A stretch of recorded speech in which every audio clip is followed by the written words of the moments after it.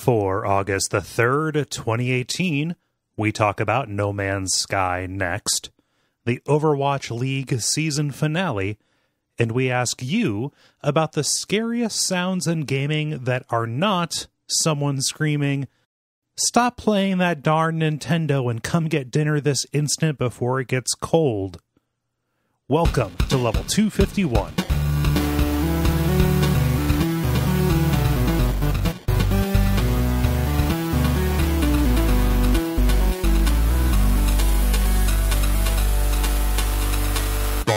My name is Kole Ross.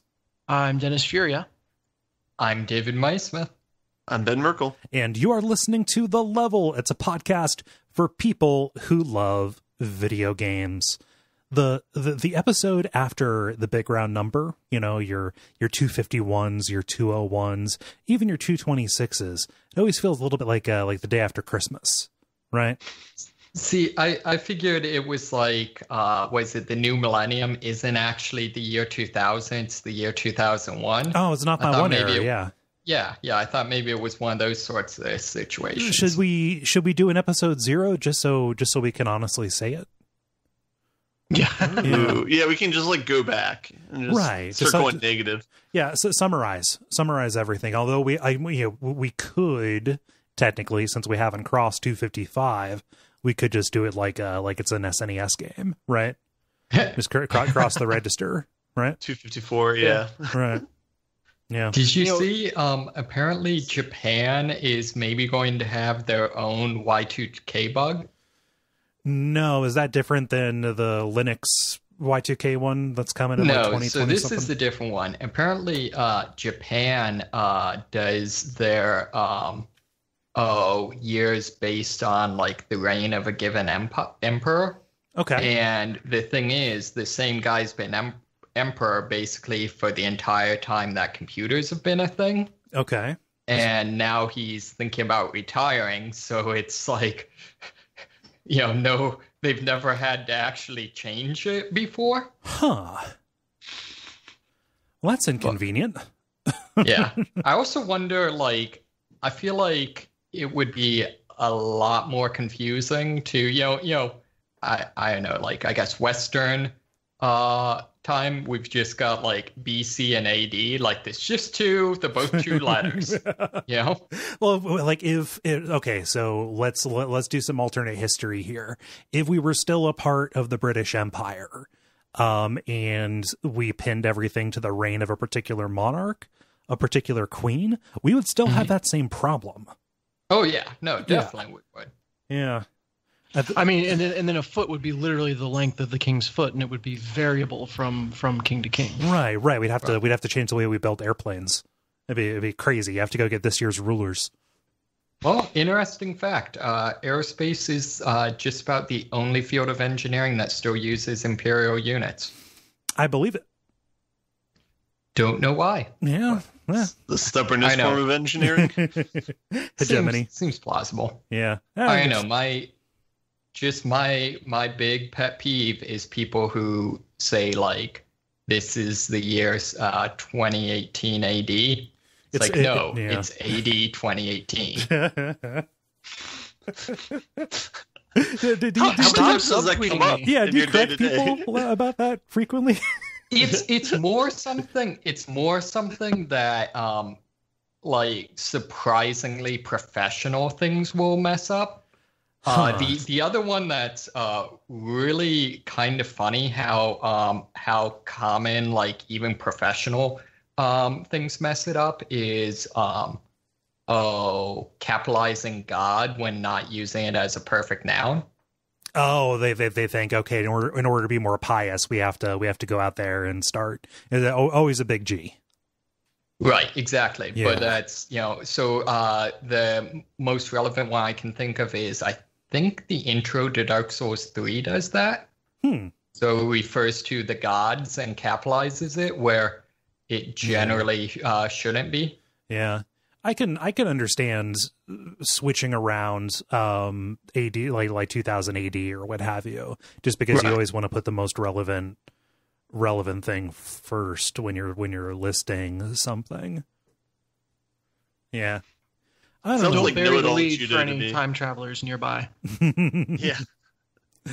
Oh man! So you may hear some background noise. Dennis, I hope you don't mind if I explain this.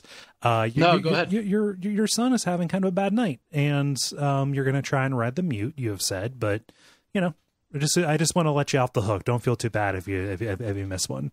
Kids are unpredictable. Yeah, funny enough, it's gone completely silent. That's because directly above me. So that's because he knows not to cross me. That's right. That's right. Right before I went to record, you know, Uncle Kole knows where we live. You missed this up, and he just hid under his covers. Yeah, it's like, oh, okay, cool, fine. You should have said so earlier. Yeah, no, but all through the pre-show, they were treated to various sonic treats from the kitty land above. Yeah, I hate that. Not because I'm annoyed at hearing a kid cry, but just because it inspires a particular kind of pain. You know, sympathetic. Poor kid. Yeah. Oh well. Yeah. Anybody have any? One of those nights that's reached hopefully sleepy time. Yeah. And hey, if they wore himself out crying tonight, means an extra good morning tomorrow. Yeah. What happened? Anybody have any cool stories from the past week? I'm on dog watch duty for the next couple days, so I have 2 dogs that I'm taking care of, so that's been fun. Is one of them a dog that is not normally around the house, or are these both house dogs that have remitted to your care? Both house dogs. It's basically uncle duties are now turning into dad duties for a couple days. Okay. Uncle duties for fur babies. Yeah, it's fun. It's fun having uncle privileges over a pet. So is a fur uncle a funkle? Yep. It's like Gravity Falls. I will believe you. Sorry, I don't know how to transition out of that because I recognize the name of the thing you said, but do not have any reference. They use grunkle for granduncle. Yeah. Cool. Well, that is good. You're taking care of dogs. I wish I had a story, but I don't. Just buy some dogs. Yeah. Camp in an apartment. Womp womp. Oh well. Yeah, so it sounds like we can get started if everybody's okay with that. We got the usual kind of show for you, the brief, the multiplayer, and the grind. And why don't we get started with the brief, where we talk about things that are happening in the world of video games around us. Dennis, I absolutely knew you were going to bring this story, so I'm going to put it to you. I thought you were going to say, so I'm going to swoop it. No. I just I saw it and I was like, oh, we're probably talking about that later. So what is going on? Yeah, you probably are. Who has reigned victorious? Yes, who has reigned victorious? Well, one of the few countries that still have someone that reigns over it, I guess. The London Spitfire took the first ever Overwatch League championship, winning $1 million prize and kind of the forever bragging rights of being the first team to do it. And this is not the first time I've talked about Overwatch League, either through news stories or through having watched it as a thing. But this was kind of the culmination of the season at Barclays Center in New York. And I wanted to bring it up, not so much for the final series, which had the Philadelphia Fusion absolutely stomped by the Spitfire, but for the playoffs leading up to it, which was just, amazing back and forth battles, upsets. The 2 teams that were in the final, Philadelphia and London, were the fifth and 6th seed respectively. So the 2 teams that just barely edged their way into the playoffs in the first place. And so it was just full of upsets and exciting, television. The playoffs and the championship were aired live on ESPN. And I don't even think it was one of those like ESPN 8s out there. This was like ESPN 2 or something. Nice. Yeah, so it's just super exciting to see. I think that it caps off a very successful first season that could have gone sideways or become kind of a joke in a lot of different ways or in a lot of different moments. It was not free of scandals. It was not free of, players behaving badly or awkward moments. But in general, all those things were handled with aplomb that you would expect from what is it, unaplomb? that you would expect from a professional organization. With the aplomb. With the aplomb. There we go. Yeah. They give you a plum for doing well, or is it possible to nerd snipe yourself? Maybe. I think there are a couple of different ways to say it. You could say it was handled with the aplomb befitting a professional entertainment and sports organization. It depends on how wordy you want to be. It was handled with aplomb. It's one of those things where this is something where I genuinely would take it to someone who doesn't know anything about video games, right? And like wholeheartedly, without hesitation, say like, "Hey, check this thing out. It is fun to watch." Yeah. So yeah, season 2 is coming up. There's new teams being added. We don't know where yet, but in general, I think everyone can say, all right, esports have kind of arrived on the primetime screen in a really convincing way. So they for the finale, they booked a musical act. They got DJ Khaled. Do you think they? Yes. Do you think they booked him? Ironically or unironically? Do you think they booked him before he admitted that he doesn't do mouth stuff on his lady friend? That's probably what brought him down into their price range. Yeah. It's funny to hear this. But when Khaled demanded the arena sing along to Migos or Drake, the crowd was awkwardly silent, seemingly uninterested in taking part in the DJ's call and response requests. It's like the very first scene of Silicon Valley. People standing there silently watching Kid Rock. Yeah.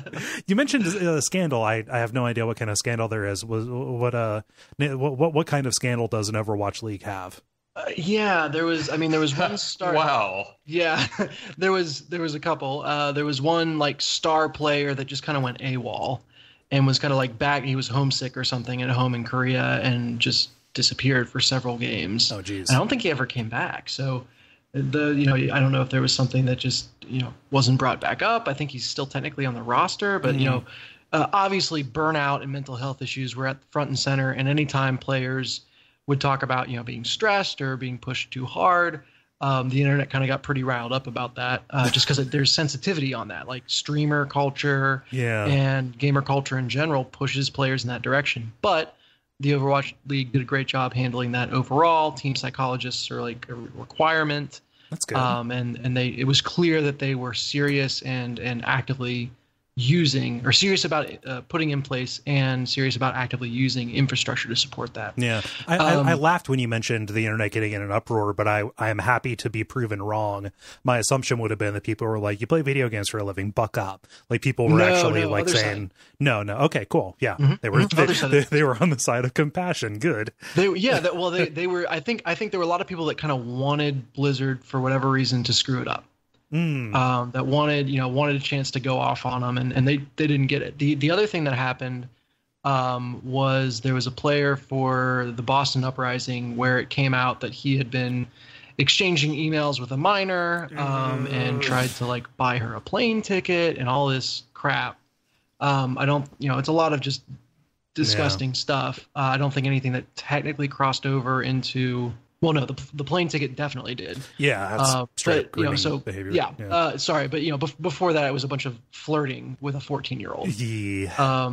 And she went public with it in a kind of like, hey, this happened way. Yeah. And the league like just immediately, no question, they did an investigation, but he was gone like that, and they took it very seriously, handled it great. And kind of the great story after that was that the guy was the star player for the team. Mm-hmm. And was like, a lot of people was like, he is the backbone of this team. He's the only reason they're good. Yeah. And they were playing New York that next week. And so they lost their star player, and New York was arguably the best team in the league by a wide margin. And that not only did they beat New York without their star player, but they went on to a perfect season 10-game winning streak. Holy shit. I think it was technically, 13 games by the time they were done with it. Yeah. So just and that is the longest winning streak of any team in the Overwatch League, and they did it right after losing their star player to being a complete shithead. No, that's a good precedent for them to set. Like, nobody's irreplaceable. Fuck you if you're going to be creepy. Yeah. That is exactly what happened. And It's so funny that like you're like, hey, the first season of Overwatch is over. What happened? And you're like, well, here's the things that could have gone horribly, horribly wrong, and the possible scandals. Yeah. And it's almost like, you know, sigh of relief, like, oh my god, we dodged all that bullets. But it was objectively like fun to watch throughout. Amazing, high quality content is a weird word. Commenting throughout. And like seeing fans come out and the community around the game come out. It was really freaking cool. Yeah. And I watched a shit ton of it. Nice. And don't regret a single second I spent watching it. So. Nice. Yeah. So I didn't like focus on the prurient side of that just to, you know, to take shots at it or whatever. It's just like my expectation is so low. And to hear you describe it, it sounds like, you know, this is like a good framework for going forward. Yeah. Well, I mean, if you want me to talk about the positive side, I can talk about how, I forget if it was Birdring or Bedosin, but went off. He was the last person on the point and solo killed 4 people in a row, flanking as Hanzo to get back in the fight and ultimately take the map. Yeah. But I know that comes across as gibberish. So, and really Hanzo. Yeah, well, there's that. You know, you can beep Hanzo. Everyone will know exactly what character I'm talking about. Anybody who plays that video game. Yes. Yes. So the real question is, do they have a inspirational sports movie lined up yet for any of this? Not quite yet. That's when you will know that they have seriously arrived. Yeah. Well, I mean, like my other question was going to be, sorry to camp out on the story for so long, but I'm genuinely curious. Was kind of going to be related to that. Like, are there any like inspiring or noteworthy like human interest stories off of the back of this? Like, is there somebody who kind of came from some village in the middle of nowhere and this is their footstep to somewhere huge? Like, what's the Cinderella story here? Well, that's the league MVP is a guy named Jonak, or his screen name is Jonak. And he had never played competitive Overwatch before. They just found him on the leaderboards, like just crushing it. Recruited him to a team, and he just took right to it. He was amazing all season, and like I said, won the season MVP. And then it's someone who had never gone to a tournament or played competitively in any fashion beforehand. Nice. So that was really cool to see. And he plays as a support character, which usually doesn't get the limelight, but he's so good that like you can't not just stand up and pay attention when he's playing. Fantastic. So that was cool. There was one on there's a deaf fan, like the LA Valiant. That is kind of right now the only Overwatch stadium is in LA, and all the teams play in LA. Okay. And so the LA Valiant is kind of the home team, if you will. There's 2 teams from LA, but the things they have done to reach out to the community in terms of like there's a deaf fan that they like go to great lengths to accommodate and like brought him backstage and everything, reaching out to the LGBT community through Pride Week and all that stuff, and just it's kind of cool to see them being like, hey, we're going to go after a whole bunch of different communities that aren't necessarily related to gaming, but that just we want to be involved in. And we want to be like, hey, we're an organization and we're going to do nice things for other, groups of people that we care about.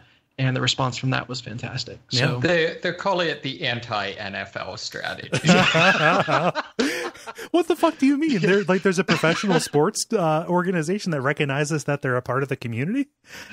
Yeah. Well, I mean, this is a professional organization. There's, at least one openly gay player. There's at least one female player, and they compete shoulder to shoulder with everyone else. That was another potential scandal. There was some name calling on quote unquote off duty Twitch streaming that Blizzard promptly clamped down on. Yeah. In a way that just made it clear that had no place in the league. So. Just overall an amazing season. Lots of fun to watch if you are familiar with the game at all. And I'm looking forward to season 2. When does that start up? I would imagine November-ish, because that's when the first season kicked off. Okay. When do we get the sponsorship money? Yeah. I keep on just tweeting at them that they need to send me a check, and I think it's getting lost in the internet somewhere. That's how getting paid works, right? We talk about it, and then you ask them for money after the fact. Yeah, it's called ex post facto. Yeah. Yes. Oh man, cool. I've got a story that's going to be real quick. This is a classic Kole, a thing is going to happen story, but it is of personal interest to me. Maybe of interest to people. Well, anybody for whom the word Picross has not lost all meaning. So you posted a people screenshot. Who haven't played Picross? What were you saying, Ben? I said, so people who haven't played Picross before? Maybe. But for people who enjoy Picross, what were you going to say, David? Oh, so you posted a screenshot to the Slack. Is this? It looks like someone like crossed Minesweeper and I don't know, like two-column accounting. have you not looked at Picross as I've talked about it before? No. Okay, and no is an acceptable answer. So Picross is the puzzle sensation that has swept the world for many decades. Think of it like a cross between Sudoku and like a color by numbers kind of thing.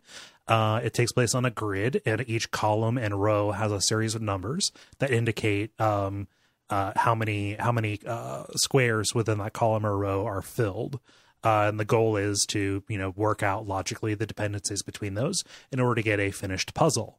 I've been a fan of Picross since the DS1, and really have picked up any Picross game that has popped up on a Nintendo system.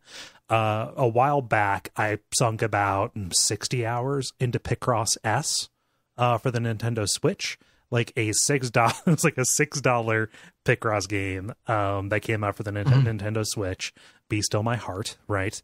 Picross S2, I had no idea it was being made. Imagine my surprise when I find out it is coming out this week, August the 2nd.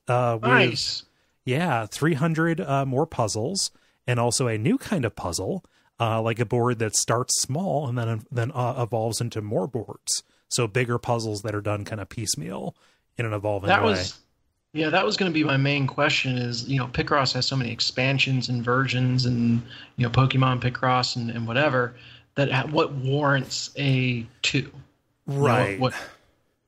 I mean, so this one is just the same developer who did Picross S who are doing more. S2, excuse me. Yeah, S2. Yeah, so that's the one. And just like puzzle packs, right? Like there is a kind of thriving market for Picross games on iOS. Those are a little bit frustrating just because you have to switch between actually marking a spot off, or the pro move, which is marking a spot that may that may be positive. Using that to kind of like pencil in your solutions before you go in and commit them to pen. So like a sequel, what I'm excited about, like this new mode seems pretty fun. But I'm really excited just to have 400 more puzzles. So yay. How long will that last you? Probably about like 50 hours, maybe. I was gonna say there's like apps that are like Sudoku and stuff that just like will generate new ones, like on the fly. You could probably do this with Picross too, right? Yeah. Maybe. I don't know about generating them on the fly. I don't think that you can do a Picross. So one of the things about Picross, and that word has now lost all meaning to everybody. Yep. Yeah. One of the things is, you end up with a little picture of like, oh, this is a telephone, or this is a person standing on a beach, right? Don't worry. Google DeepMind can do that. I'm pretty sure. Yeah. I'm not sure that you could do it like you could do just like the equivalent of those Guitar Freaks charts that are just a bunch of like random noise. But like when I play a music game, I want the notes to like correspond to something, to correspond to the notes that are being played. Same with Picross, right? I don't know that an algorithmically derived Picross would be as satisfying, right, as one that was designed. Okay. Yeah. So it takes me like a large Picross takes me about like 13 minutes to do, maybe 15. Like a lot of small ones before you get up to like 10 by 10, those will take me like 5 or so. So if you say like 10 minutes on average across 400 of these things, that's 4,000 minutes, which would be about 66 and 2/3 hours to get through all of these. It's the Satan game. Yep. I saw you try to sidestep that by switching over to fractions. And 2/3. Two-thirds. Yeah. Yeah, well, but it keeps on going, and then like maybe ends in a 7, and 7 is a holy number, so it's infinite Satan with just a dash of God. Oh man, so that's my story. I know what I'm doing this weekend: playing a little bit of Picross. Cool. And I might get this for the virtual console if it's selling on that, because it sounds like it would be something that would be really nice to play in an airplane. Mm-hmm. So. Virtual console? What? Doesn't Switch have that? You can download games, right? Not virtual console. Shop, just online shop. That's yeah. I mean. No, this is only available digitally. Yeah, you can get you can get both of them Picross bad boys on your Switch, and they're like, it's ridiculous. They're like $6 a piece. Oh no! It's not $6.66, is it? Oh shit! The game is up, my friends. Oh, so that's my story. Ben, what's going on with Labo? Yeah, so I guess this is new news, I guess. They announced the next Labo set that's coming out. It's going to come out September 14th, and it's going to be the same price as the original Labo set. Mm-hmm. This one will feature 3 different cardboard contraptions, one for a plane, one for a car, and one for a submarine. They released a video showing like a trailer for the game and kind of different things you can do with it, which looked interesting, I guess. I don't know. There's one video where you're in a car and it has like a blade to the side of it and it's chopping down a tree. And then it's also throwing bombs at rocks. So I'm sure. Why not? Fuck that, fuck you, Mother Nature. Ben-Hur. Yeah. Down it goes. Yeah. So, I don't know. Yeah, so it looks interesting. There's like a mini golf one with the car where you're like hitting balls around. I don't know. I have no idea what it is. So it looks. How is this different? Like, so you're inside the car. So is this just straight up the thing every little kid does, where they like sit in a cardboard box and pretend they're in a vehicle? Yes. Yeah, it's like that with digital feedback. Yeah. They each of the like vehicles kind of has like a secondary component that's kind of cute. Like, so the car one has like a steering wheel that comes with it, but then there's this like thing that you can crank on it that'll make your car do wheelies, and then there's like a joystick for the airplane that you can use to fly around. I think it has like buttons to like fire things. So yeah, I don't know. That's really cool. The inside of that steering wheel seems really really intricate. It seems really kind of heavily based on like the rubber bands providing some resistance on the steering wheel. Mm-hmm. Seems like it'd be a fun build. And it has a pedal component that goes with it too. So one of the controllers is in the steering wheel and the other one's in a pedal, and you can use that to control the speed. Man, this is like pretty great, right? Because like people have tried these peripherals in the past, and it's always like, well, what am I going to do with this like hunk of plastic after I'm like done playing the game? But here, it's like you don't feel bad at all. It's like, I'll just throw this cardboard away. Like, yeah, and if you get annoyed, you can literally burn your controller. Normally, I would have to worry about the fumes. Yeah. So wait, how much did this kit cost? $70. So it costs, and then that's the same price as the original one. Yeah, it's expensive cardboard, but it's like fun activities. Right. Well, if you think a racing wheel is usually like 150 some odd, then you're getting a pretty good deal.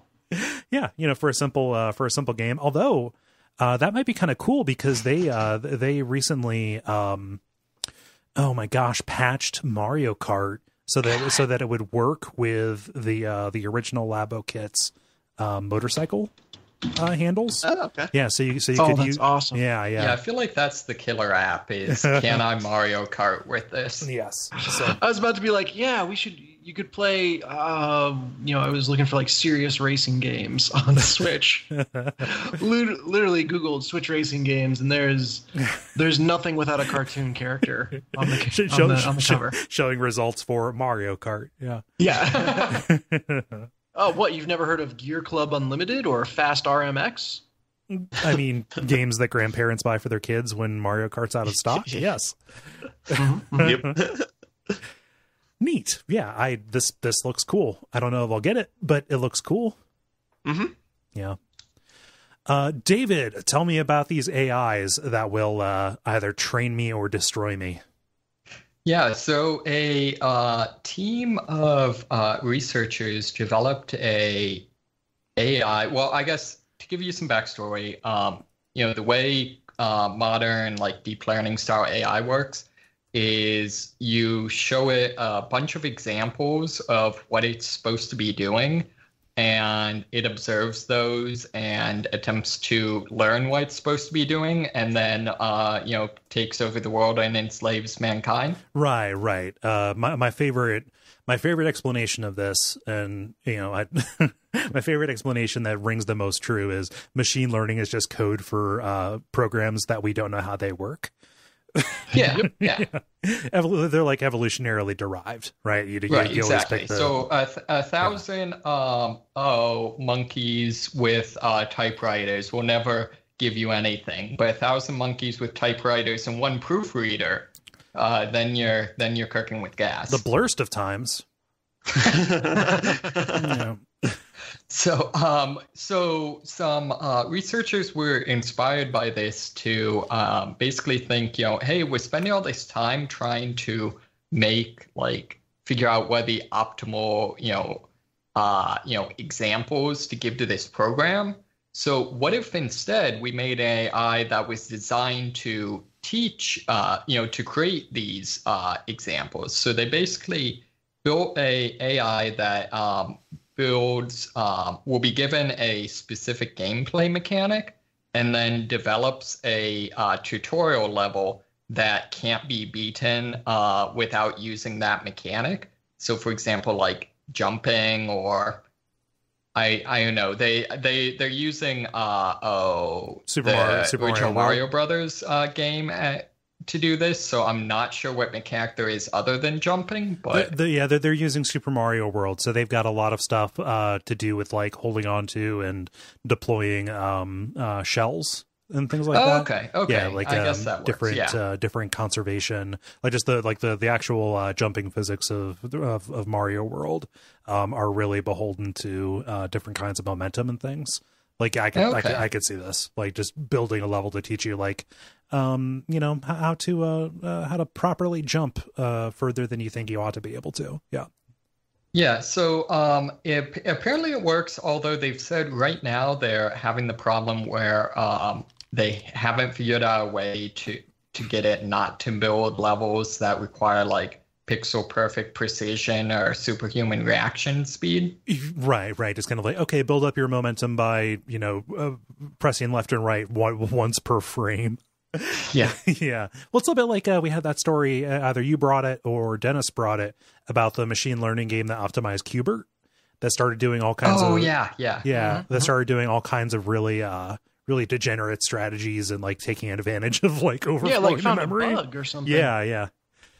Have you ever seen there's I might have actually had this as a story one time, but there's I guess there's some like segment of the original Mario Brothers for speed players that's like one of the main things that like people try to optimize. 4-2. Yeah, exactly. And someone did in an overlay of the person who I think is the current world record winner, and it took him like 200 tries to get it.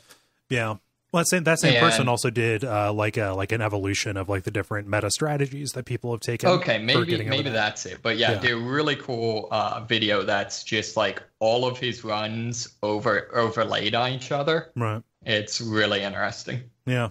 So there's the one where he clearly just got frustrated and was blowing off some steam for a while. Yeah.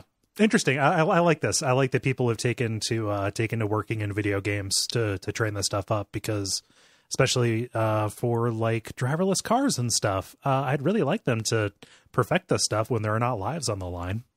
Yeah, unfortunately, that's not what they're doing with driverless cars. I know, right? Which I still don't understand. I know, like, in a university, you literally have to get like human testing sign-offs in order to give your class a questionnaire if you're going to use it in research. Yeah, well, that's why I And operate yet- in the private sector where I can experiment on you guys as much as I want. As long as you sign Is this- that contract. Is this why I've been yelling random phrases in my sleep? Yeah, ignore those patterns of flashing lights. You're fine. Blurst of times. Multiplayer. Now it's time for the multiplayer, where we ask you a question and then you answer it. Dennis, what is the question that you ask the nice people? Yeah, I wanted to hear a little bit more about sound design, since that was a fun question, 2 weeks ago.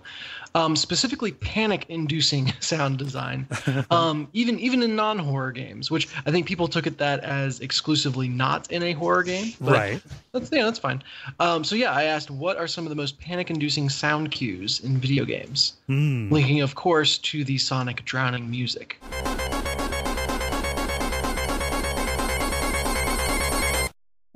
Yeah, if I didn't take that one up front, everyone would use it. Right. Wait, so how do you...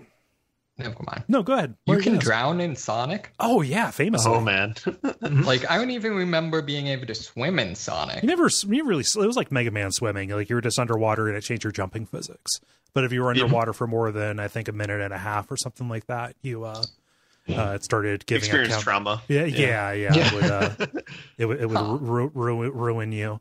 I will start us off with Jack, who says, I don't think the intention was pure panic, but this question harkens back to my time as a 6-year-old with The Legend of Zelda.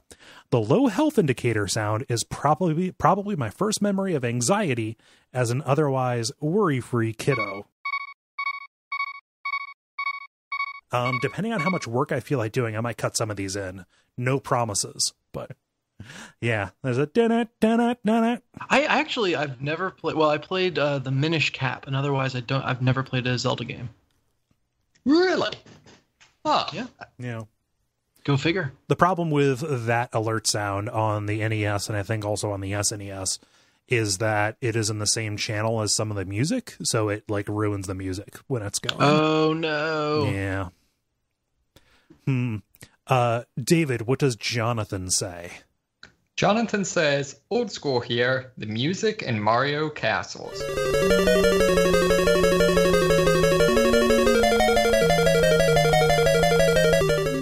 Pretty much every Mario, too. Yeah, they get less oppressive as time goes on, and then just end up starting to be a little bit more like bassoon and tuba kind of stuff going on. Yeah, Basuba. basura. It's like German scary music. Ben, what does Greg say? Greg says, for me, the game that always comes to mind is the panic-inducing sounds is Torch's Almost Out music in Shadowgate. To this day, hearing it will give me a panic attack.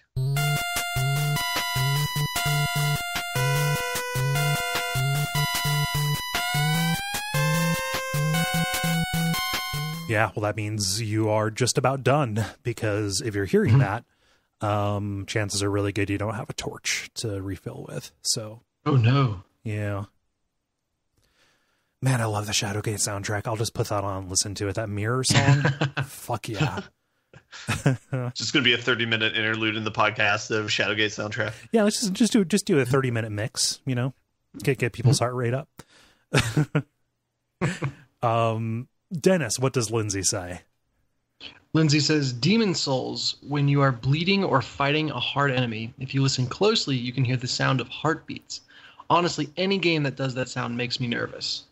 I don't know if I can find a version of that, but one that is far more noticeable is Latria in 3-2, the area where you're on the tower tops, and they've got the gigantic beating heart in one of the towers.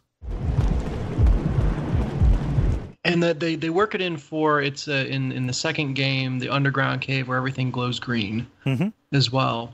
And from there, like it starts so faint you don't realize it's going until you're halfway through the level. I don't know if they do that in Latria.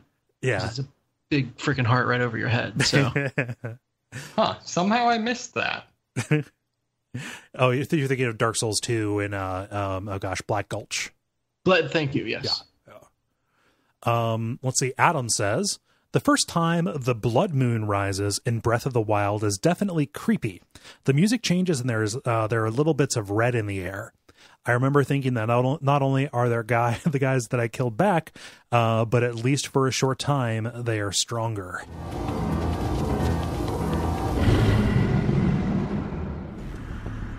Link, be on your guard. Ganon's power grows. It rises to its peak under the hour of the blood moon. By its glow, the aimless spirits of monsters slain in the name of the light. Yeah, the way it stops everything, too. Like, that is not a game that really takes control out of your hands. So when you're pressing buttons and it doesn't do anything, it kind of messes you up. So does that follow, what is it, Resident Evil 2 rules, where everything comes back to life? You mean remake? Yeah, there you go. Yeah, it's a way for them to reset checkpoints. So, like, what otherwise would be a checkpoint in, like, a Far Cry game, you know, the monsters that are there, and when the blood moon rises, it's like the power of Ganon is stronger, and it brings them back, just so you're not, like, emptying out the world as you go along. Makes sense, yeah. Yeah. David, what does Franz say? Franz says, that Sonic drowning tune you linked would be my pick. It's almost as terrifying as the gentle tingle of a Mind Flayer spell. Or the default message received sound on most iPhones, which sounds exactly like a Mind Flayer spell. Ding! Yeah. Oh, fuck. Yep. So is this the Dark Souls Mind Flayers? No, this is the there are Mind Flayers in Demon Souls. Or maybe Demon Souls, yeah. And Yeah, those are that game's whole, like, they kill you if they look at you thing? A little bit, yeah. It's maybe a little bit of a kind of counterpart to either the lanterns or the lanterns in Bloodborne or the jailers. Yeah, the jailers in that's Earthful Dungeon. Yeah, where you take damage by being seen. They'll ring their bell and then they will shoot an energy blast. That'll make you stand still, and most characters in their first time through 3-1 will not be able to survive one of those attacks. Yeah. I want to meet the guy who did not ever get hit by that attack. Yeah, I don't. It's a rite of passage, I think. Mm-hmm. Yeah. Ben, what does Juan say? Juan says, Redead screams in Ocarina of Time, blood-curdling. Followed by button mashing. Now that I think of it, Shadow Temple Wallmaster sounds too.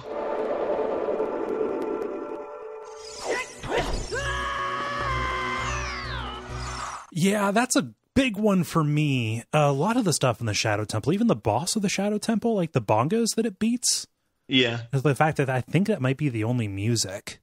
Yeah, Shadow Temple writ large, I think. So I can never keep it track which one, there's like the Wall Master and the Ceiling Master, and which one's Wall Master? Well, Wall Masters are the ones that are the hands that drop from the ceiling. Okay. Yeah, because I remember it didn't make any sense. Right. It's like I think it might extend. So they were called Wall Masters, I believe, in the original Zelda, and that might have been a localization thing, and they kept it because of tradition, sure. What have you. Yeah, I remember those being creepy as hell. Fuck Redeads. Those bothered me so much when I was young. And like the well is like the perfect crescendo of like all the terrifying monsters, like all being down there. Yeah. Yeah, that area in general is just really, really weird and a little bit out of tone for the rest of the game. Pretty good. That graveyard, man. Let's see. That was you, Ben. So, Dennis, what does Justin say? Justin says, thinking about the sound of a Borderlands chest opening fills me with feelings of choice paralysis and boredom-induced stress. And this is not any kind of like, oh, someone's having their chest ripped open. This is a loot chest. And then, yes, you're going to have to spend the next 5 to 10 minutes deciding what to drop so you can take this one weapon. Comparing percentages. Mm-hmm. Yeah. Jonathan writes, the massive drone of the Reapers from Mass Effect, particularly when they are descending onto worlds to tear them apart.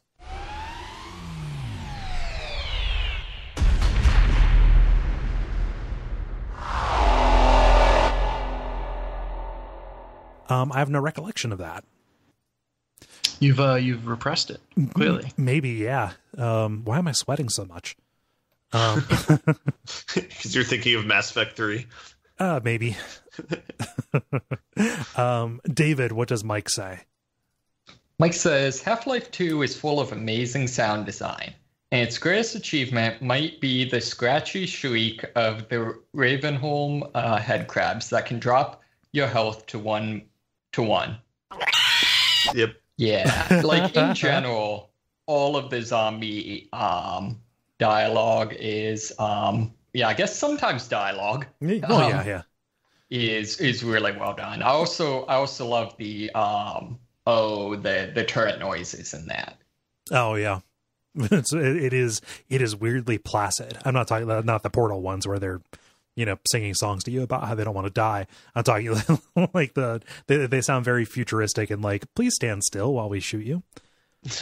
Yeah. As a side note, piggybacking on that, in Half-Life 2 Episode 2, they have a commentary on the game, and they were talking about how the one guy who has like a bunch of those things on his back or whatever, like they were saying the noises he makes was like so disturbing that there was one point where players had to open a door and you could hear him on the other side, and players would just like stop playing the game. They're like, I'm not going to do that. We need to tone it down. See, my big issue with it was that I would like send an explosive after him, and the black head crab still survived, and I always thought that was kind of bullshit. Yeah, I know that they do one thing at one point where they spawn it like directly behind you, like to purposely like scare the hell out of you. Yeah, they pull some evil within shit on you. Big pet peeve for me, but I do like Alex imitating their sounds to mess with you though. That's fun. But Also kind of funny is that it kind of falls apart if you turn on full closed captioning. Right, yeah. Because like the message will literally be like literally something like head crab sneaking up on you sound. Right. Well, just the way that I love their full closed caption system. Yeah, ready to pounce. Yeah, it lists every sound that plays. Yeah, and they're named very informatively. Ben, what does Christopher say? Christopher says it's not really scary on its own, but when the woman being interviewed in her story plays the song on her acoustic guitar, I had already gotten to the point of being unsettled, and that really tipped me over the edge. Nothing terrifying, but just hearing that song really creeped me out. There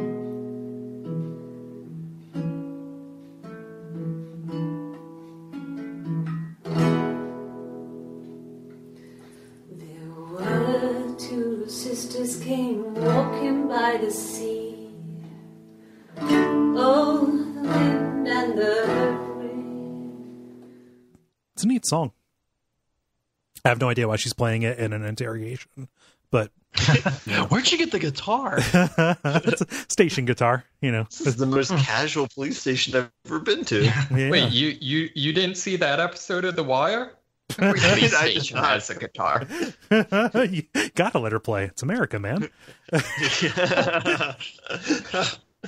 They read you your rights, but they didn't give you a guitar. You're off scot-free. By those rules, the police chief has to grant you 3 wishes. You're just only allowed to play Tom Waits on the acoustic guitar, though. Whoa. Only in season 2, though. It's your Lin-Manuel Miranda rights. Yeah. I'm trying to work in something with Dashboard Confessional, but I can't do it. So I'll give people the parts to that joke that I could have made and let them assemble their own. Dashboard plea deal? I don't know. The Labo of jokes. Let's see, Ben. Or no, I already had you do that. Dennis, what does Jack say? Yeah, Jack says, I feel like I have to leave this here, and he's linked a video. In addition to my previous response, although I guess it is a horror ancillary game, and it's the Bloodborne Souls Winter Lantern song. Yes. La, la, la. La, la. Creepy AF. Little thing they hum when they're just kind of walking around. but only when you have sufficiently high insanity. Mm-hmm. You mean insight? You know, 6 one, half dozen the other. Yeah. No, I think that definitely ranks up there as one of mine. Mm-hmm. It's also entertaining to me. One of the women living in my apartment complex like sings to her kid a lot and sounds exactly like the Winter Lanterns. That's funny. For insight and insanity, it's like, you know, you say tomato, I say Cthulhu-Fhtagn, you know. Yeah. Let's tear her whole face off. Yeah. Let's see here. And then Gordon says, Banjo-Kazooie had a knockoff version of the Jaws music when its cartoon shark was chasing you, to much the same effect as the Sonic drowning music. It even sped up as it closed in.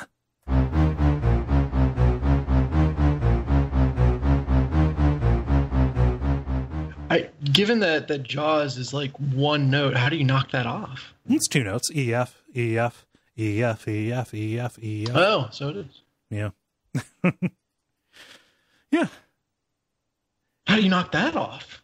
Maybe they go down instead of up. Yeah, just transpose it. Yeah. Yeah, so I'll do mine because horror games are allowed. And I can break the rules anyway, even if they are not. The sound the glutton makes in the lobby of the building in Silent Hill 3.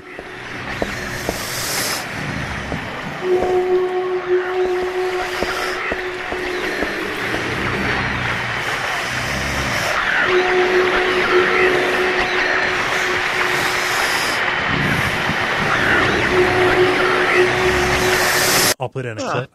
I'll put in a clip here, but it is one of the most horrifying monster sounds. It's like kind of the wet smacking type of deal. Wet smacking accompanied by what sounds like a weed whacker that's in pain, amplified through several different reverb units.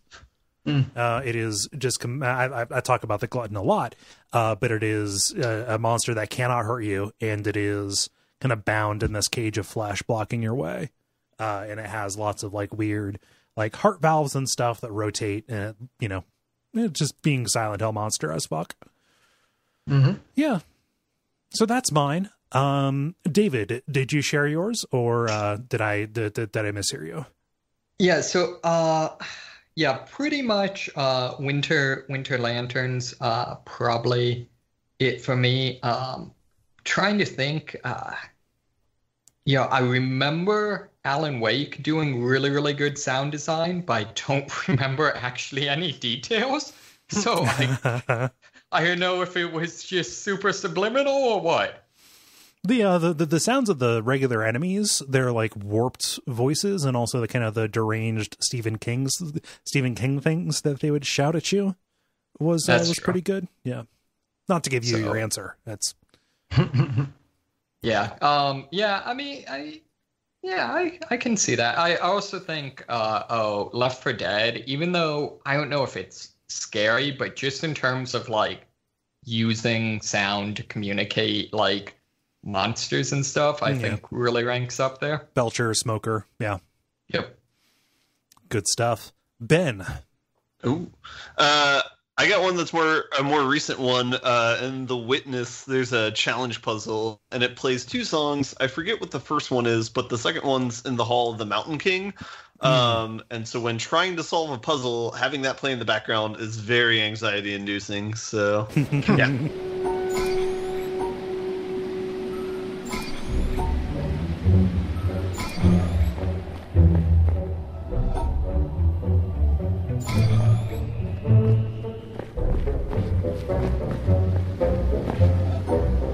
Well, I mean, that song is anxiety incarnate, just the way that it escalates. Mm-hmm. And then the brooms are everywhere. What? Was that in the Hall of the Mountain King and the Sorcerer's Apprentice? Maybe, probably. I have no idea. I'll have to take a look. And then Dennis, round us out. Yeah, for me, it is from Hellblade. And that game has amazing sound design overall. But the way you would know that an enemy from behind you / off screen, off camera, was about to attack you is just someone would suddenly scream "duck" into your ears. And you know, it had the voices you know, running in your head the entire time, but that was definitely like the most forceful they ever were. And just to hear that when you don't know there's someone behind you, and to know you have a split second to get out of the way or take damage is just absolutely panic inducing. Are there ever any false positives to that, or is it always like accurate? Oh man, I was thinking about that. There probably were. I don't remember any specific ones, like "nah, you got me" moments. Yeah. I do remember, like, once you get over the shock, and it never quite stops being a shock, just because it is an indicator you're in danger that is unexpected. So you know, it's always going to be a bit of a jolt. It worked really elegantly to, you know, communicate what was going on. So yeah, I would be surprised if there weren't false positives, but I can't not confirm it for sure. Gotcha. Cool. No, Sorcerer's Apprentice was just a song called The Sorcerer's Apprentice, or from a symphony of that. What I'm thinking of is there's another one with a Night on Bald Mountain by Mussorgsky. Yeah.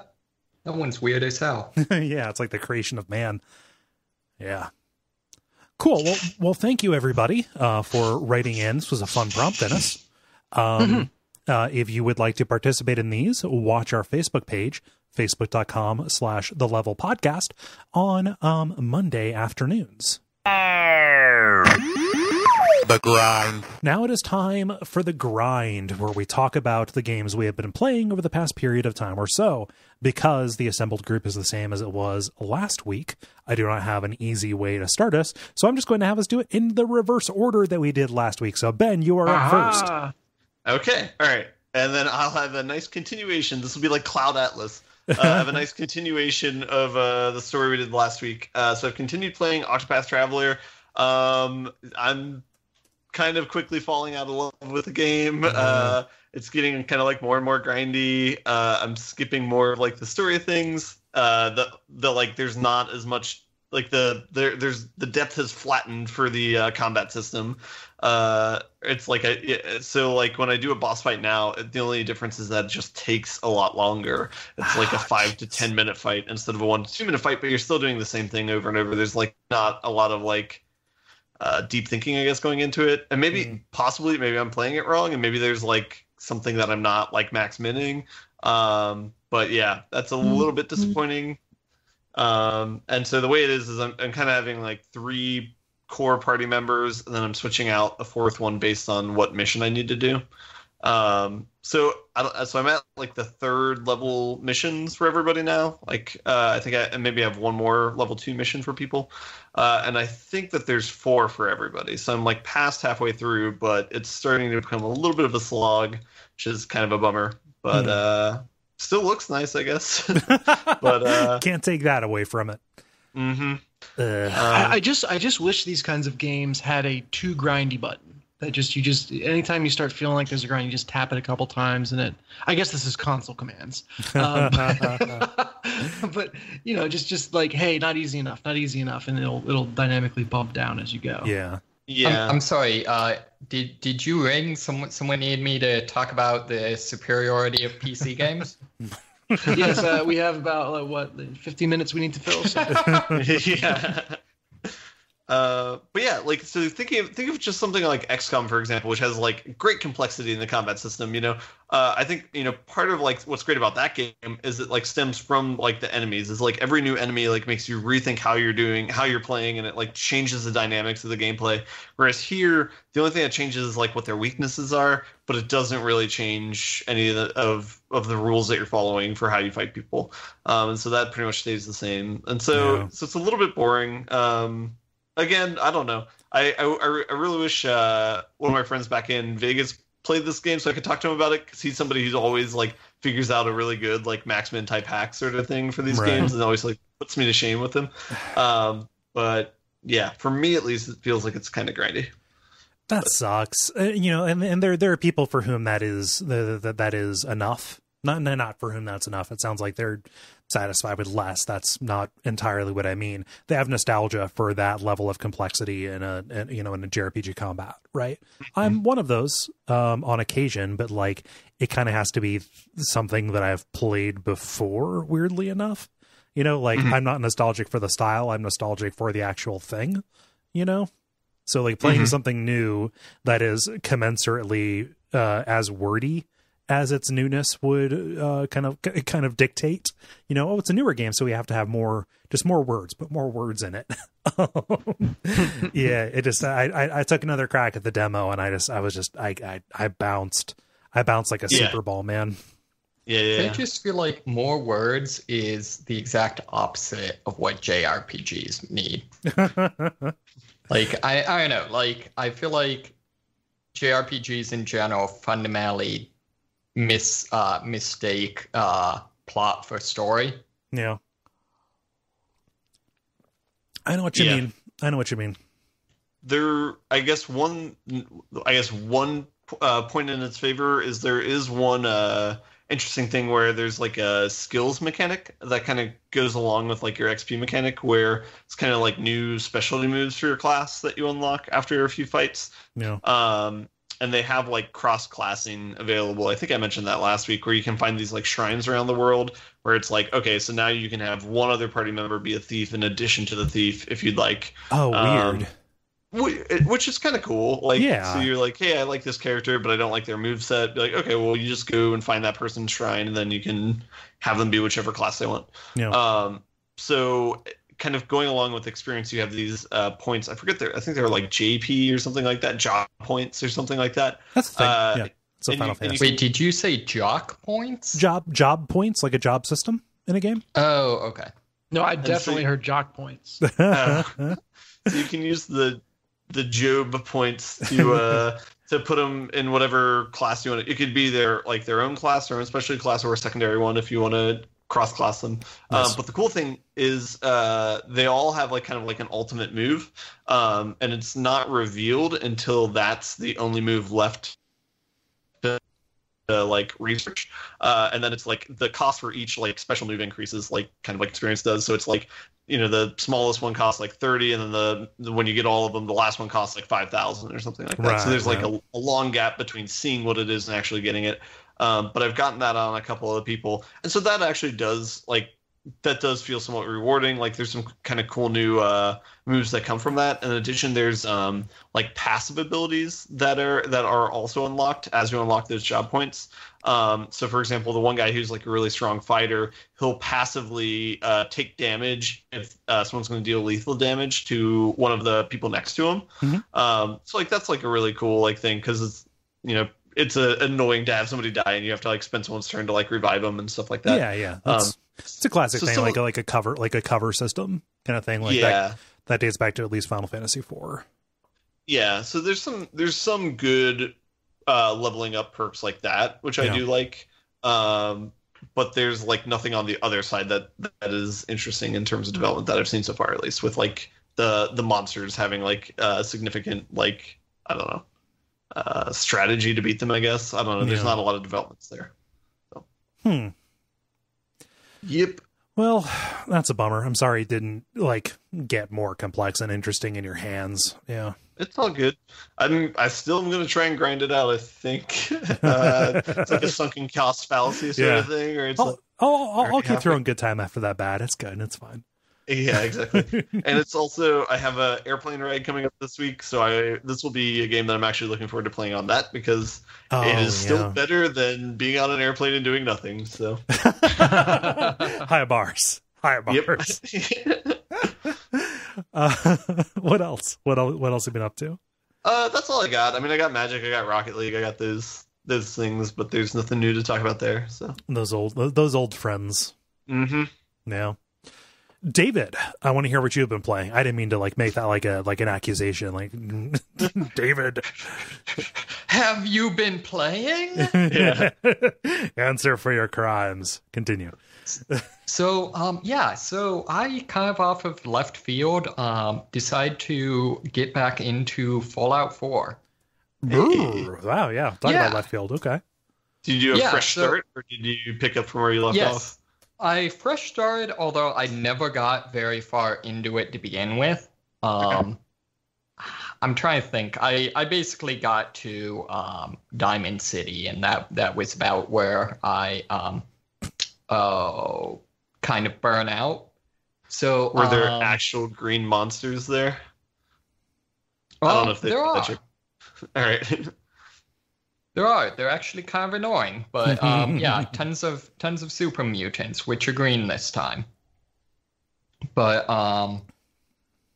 yeah, let's see what to say about it.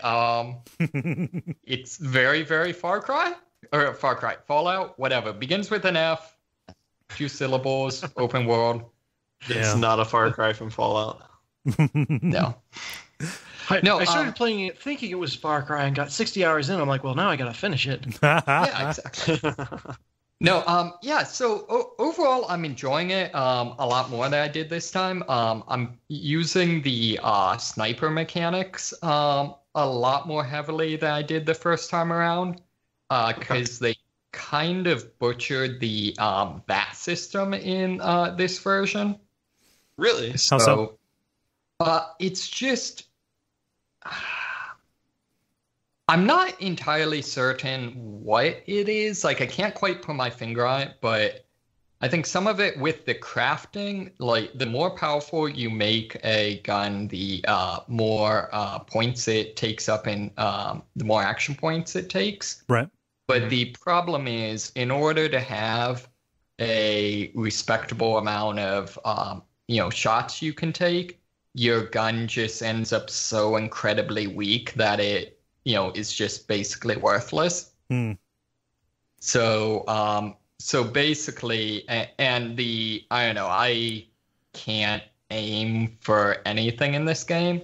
Right. So what I'm instead finding is if I use stealth and just snipe people before they're panicking, Right. that generally works. The AI in the game is not so great at dealing with snipers, although I feel like that's somewhat offset by the fact that your allies' AI is pretty awful in terms of stealth. They'll just run and you just draw as much attention as possible. Yeah. Man, I have yet to find an AI that doesn't do The Last of Us, where you literally cannot mess it up. Yeah. That does stealth well. Yeah. Have them move sneakily, but make the enemies completely unable to see them. Like make it so they will never trigger an alert. Yeah. Yeah. I feel like at least Phantom Pain kind of found a medium ground in that the enemies will react to and like investigate your companions, but your companions aren't considered actual threats. Right. So like they'll go over and like shoo your dog away, but they won't be alerted, which I kind of wish that's what they would have done here. But I mean, right now I'm basically just bringing the companions along for the storyline. I'm a little torn though, because like, I don't know, so far I've recruited Dogmeat, Preston, and Piper. Okay. And they are all pretty amazing. So I'm really, really torn. I keep switching back and forth into like who I want to bring with me, because who I want to get their commentary and stuff. Yeah. Mm-hmm. So have you fucked with the settlement building stuff at all? I've done it some. I don't entirely understand the point of it. Just because it's like The Sims. Yeah. You can like play The Sims in Fallout now. Yeah. I guess. Except it's all about not having your people die, whereas The Sims is all about having your people die. I feel like just there's not enough limited resources that once you've basically got a farm set up to produce adhesive, and then someplace set up to with an industrial water purifier to sell purified water to people, you basically don't need anything else. Yeah. Gotta manufacture that the super glue. Yeah. Yeah, so I mean, I'm a little torn. I do enjoy the mechanic of like going around and taking over the place, and like kind of that mechanic of the world actually kind of being better for your actions. So I like that aspect of it. Yeah, but I don't quite understand. Yeah, kind of the more in-depth stuff. Like I feel like they could have stood to expand on that some. Yeah. But I mean, it's still fun, and I do enjoy. Like I'm now to the point where, it is kind of fun that I've gotten to the point where the resources that are rare, I now, when I'm shaking down a building, it's like, go straight in looking for telephones, alarm clocks, and toasters, because I need those circuit boards, nuclear materials, and springs, respectively. Like, it's ridiculous how, I mean, like, even New Vegas did this to a certain extent. Like, in a lot of games, finding just a broken phone to be like, okay, this is junk, like maybe vendor this, but like making it noteworthy that you find something that otherwise in any other context would be junk, and making it useful in a context like that is good, because like if you were scavenging, you would try to use every part of the telephone. Yeah. So I feel like those aspects definitely very solid, and I'm really enjoying. Like I said, I really like the writing. I like that unlike Outlast dude, Piper very much follows my view of investigative journalism. Which is get out when it seems like you're fucked, or more the carry a firearm, because if at least one person doesn't want to kill you, it means you're not a very good journalist. But that's overall really good.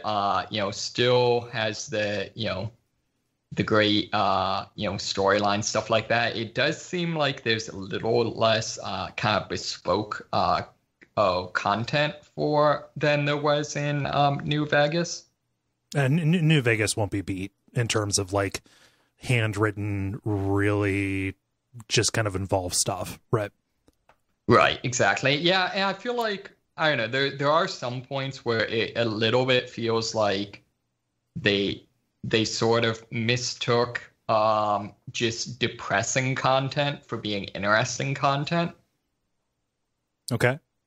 Because you just like, they a little bit overuse the whole like, find a note that, next to a body that explains like, oh, my wife, went off and disappeared, so I'm about to go, look for her if anyone finds this, that sort of thing. It's like that sort of kind of, I don't know. You don't think that's in line with the setting, that people would be desperate? Oh, no. It's more just that I feel like there's a lot of things that like feel like they should have some sort of storyline. And I feel like that having that be the like, why does this house exist? Why do you care that this is a house we made that you can actually go inside? Is just kind of lazy. Right. Well, like other stuff, like specifically to in New Vegas, they leavened a lot of the tragedy by turning it into a comedy or making you laugh, but then maybe not not feeling too great about it if you did. Sure. Sure. So, so it's, I feel like, I'm gonna have to look up what the, kind of feeling on the soundtrack for it, is, because it feels like their song selection strikes me as just being a little bit too on the nose.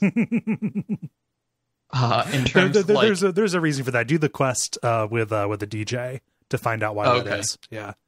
Okay. It really frustrates me. Actually, you can probably correct me on my terminology. Is it mastering that's like the adjusting sound levels? Yeah, making sure everything kind of fits together. Makes sense. Yeah, like it really frustrates me. No matter what I do, I cannot hear anything the DJ says. Yeah. I Captions. feel like that is a classic, like, radio fuzz is your enemy. I don't care if they're talking to me over the radio. Do not put radio fuzz over them. I will not be able to understand. I was going to say, I don't get why they don't just caption it. Yeah, that's weird. That's weird that they don't caption it. Yeah.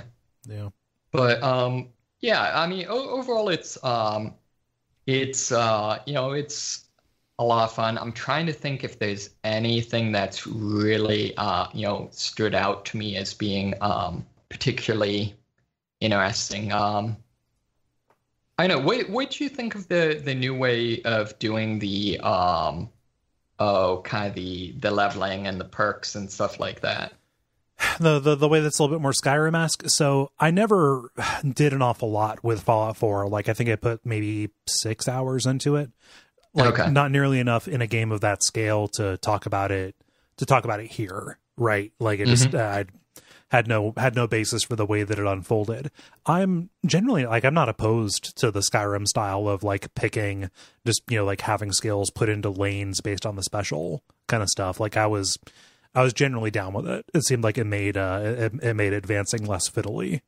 It made it easier to, like, just envision the kind of dude that you wanted to make and then just kind of head in that direction, right?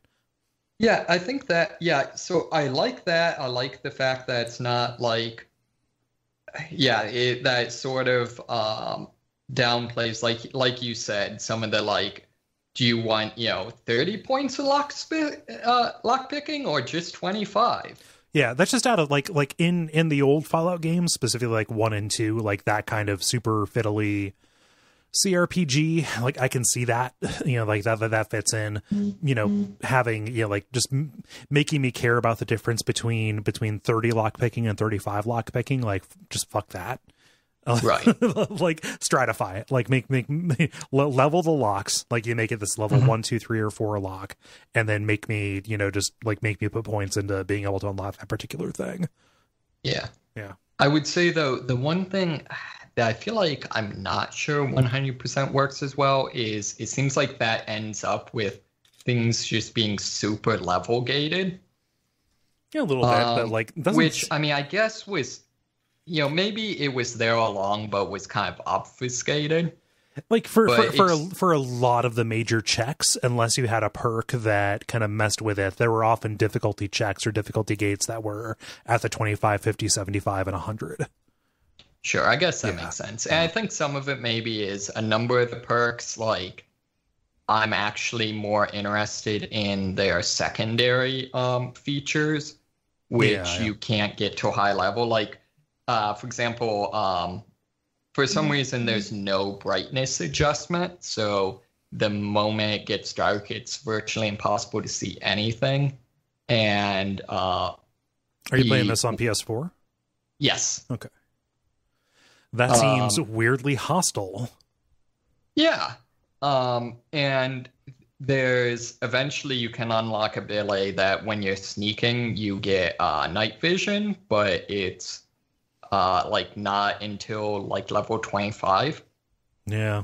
There's no like there's no gamma adjustment or anything like that? Not that I could find. Fuck that, Jesus. Which is weird because like there's a lot a fair amount of adjustment you can do. I mean, you can change the color of like all of your Pip-Boy screens and stuff like that. Yeah. Huh. Amber Pip-Boy or go home. Yeah. Exactly. So, yeah, I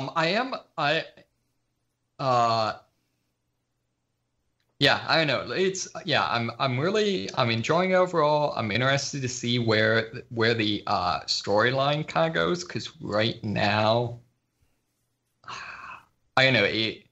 I do feel like I I am seeing kind of some of the genius of New Vegas in terms of like having a very very explicit, very obvious, understandable storyline, and then using the geography in order to actually like pace the game. Yeah, making you move counterclockwise around the Mojave. Yeah. Whereas in this, I don't know. I feel like they one, overestimate the degree to which I care about a non-speaking character that I've seen in one cutscene. And just in general, like I'm not clear on like again with New Vegas, there were a lot of core storylines in terms of like the NCR and what's his name, the Roman dude, Kaiser. Yeah, were like their own arcs. The actual Andrew Ryan guy was his own arc. It felt politically busy. Like it felt like it was less about the setting and more about this town not being big enough for all of us. Right. And so I guess in this, like, I'm not clear on like what are the like secondary storylines. I mean, I guess the Minutemen is probably one, and probably the Synths are one. Yeah. Mm-hmm. It's mostly that. It's mostly the Synths versus kind of the I feel like there's like a triangle there. Yeah. Like a hate triangle. Well, and I feel like again, this is a kind of maybe not their fault, but they should have known better. Like the Synth storyline really, really trades off on trades on the fact that like various characters either are or are not actually synths, right? But the problem is that it's an open world game in general, and in particular a Fallout game, so you're going to be using the wiki, and they list every character like straight up by race. They are, yeah. Whoops. Yeah. And so it just, I don't know, like it's a little frustrating to me just because like I've never seen before, like every other wiki I've seen will at least make a token effort. Like, yeah, they'll do the TV tropes thing of like, click this for a spoiler. Yeah. Yeah. Like, whereas literally for most of the characters, like literally the first sentence on the page is like, such and such is a synth who works for the whoever. Yeah. That's not the game's like, fault, at least. Yeah, that's the wiki people's fault. To a certain degree is just because like I feel like they made the product that got spoiled, so it's their fault. Well, no, I'd say you have some responsibility to like keep have an understanding of how people play the game. But like how could they have like made the game they wanted to make? Like you could add mandatory spoiler text to the wiki, but that assumes you control the wiki, which right you don't. I don't like or you hire an intern to like go through the wiki all day and delete spoilers. I mean, to be fair, like I know several games that have just taken the approach of telling the community, like, hey, these are the things we want you not to put in the wiki or not to spoil, and generally they've been successful. Yeah, I don't know that I'm down with like just the general rule being no game developer can ever utilize the literary concept of mystery because wikis exist. No, I'm more just saying like just I don't know. Just like I said, like I'd feel different if they stated it clearly, like a community that wanted to be seen as being in good standing would respect that, right? Right. Yeah. Yeah, I think for example, the two examples I'm thinking of would be I know Fallen London is very much like any any story text that's basically a story you have to pay for. Yeah. And then Bungie with 343 Guilty Spark. Okay. Yeah. Specifically with Fallen London, though, I could see a developer of that size with a game of that size and a community that seems so thoughtfully cultivated. I think that would be a far easier ask than for a company like Bethesda, who people just fucking love to hate and would go out of their way to troll. True. Although I'd say, like, especially though, I'd feel a little bit different if, like, the wiki I'm reading is the wiki that, like, I read for Fallout New Vegas. Like, it's kind of the central, 10 bazillion page Fallout wiki. So it's one that I feel like probably would pay attention if they asked. Yeah, probably. It's not, ye old fly-by-night, Reddit. But I don't know.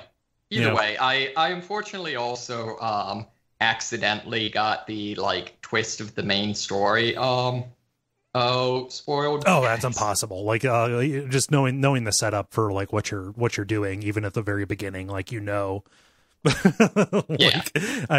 heard that, I was like, oh, that makes sense. Yeah, okay. Yeah, my problem is I explicitly asked someone a question that wasn't about that, but if you knew the twist, you would think the person was asking about that.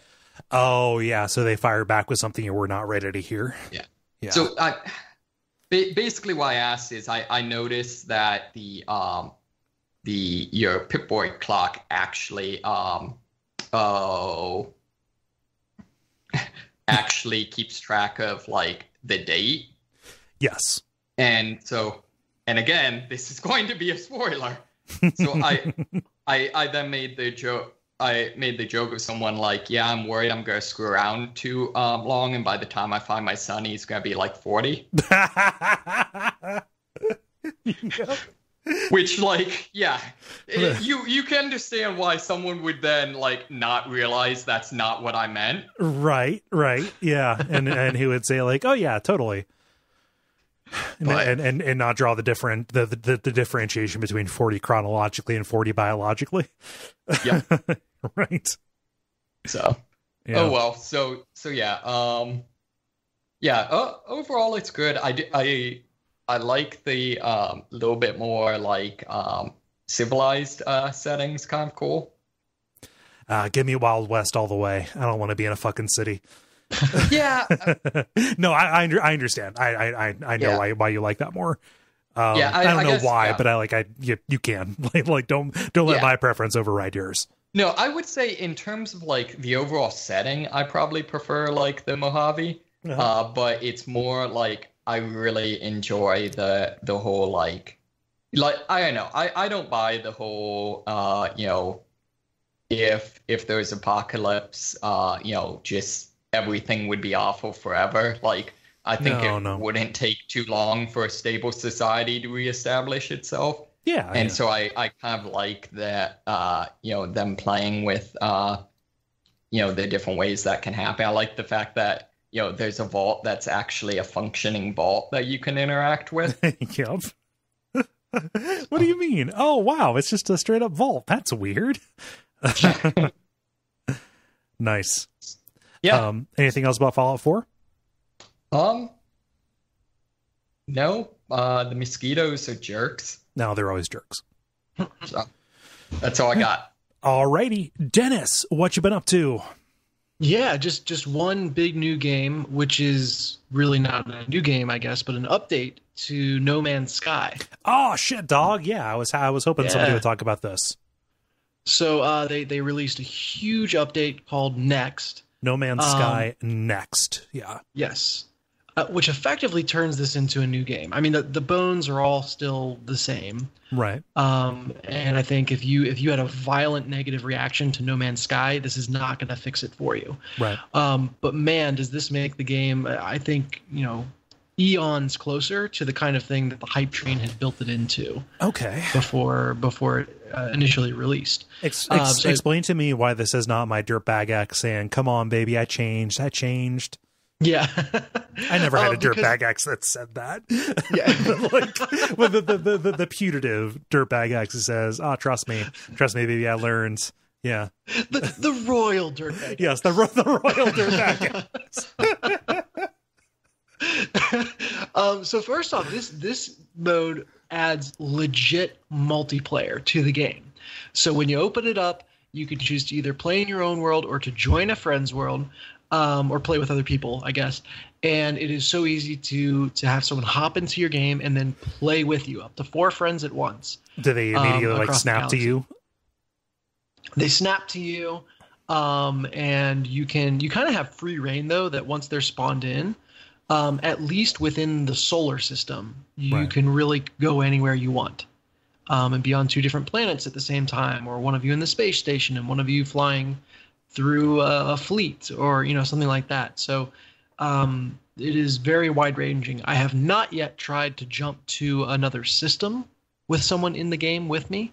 So I don't know if that works or not.